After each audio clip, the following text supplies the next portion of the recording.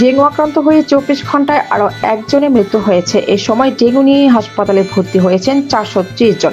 চলতি বছর এখন পর্যন্ত ডেঙ্গুতে ১১৫ জনের মৃত্যু হয়েছে।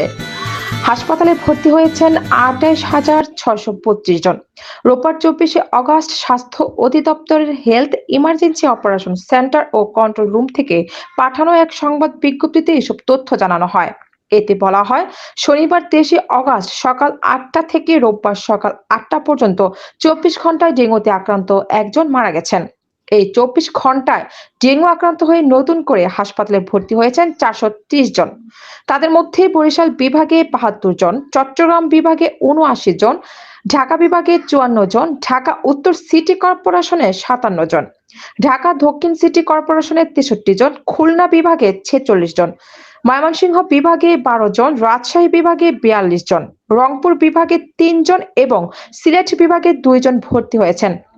স্বাস্থ্য অধিদপ্তরের তথ্য বলছে, চলতি বছরের জানুয়ারিতে ১,১৬১ জন, ফেব্রুয়ারিতে ৩৭৪ জন, মার্চে ৩৩৬ জন, এপ্রিলে ৭০১ জন, মে মাসে ১,৭৭৩ জন, জুনে ৫,৯৫১ জন এবং জুলাইয়ে ১০,৬৮৪ জন ডেঙ্গু রোগী হাসপাতালে ভর্তি হয়েছেন।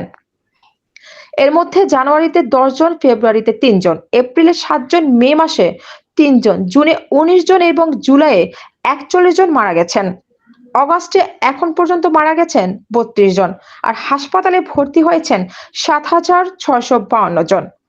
বাংলাদেশে এক বছরে সবচেয়ে বেশি ৩,২১,১৭৯ জন ডেঙ্গু রোগী হাসপাতালে ভর্তি হয়েছিল ২০২৩ সালে। ২০২৪ সালে ১,০১,২১১ জন, ২০২২ সালে ৬২,৩৮২ জন, ২০২১ সালে ২৮,৪২৯ জন, ২০২০ সালে ১,৪০৫ জন এবং ২০১৯ সালে ১,০১,৩৫৪ জন রোগী হাসপাতালে ভর্তি হয়েছিল।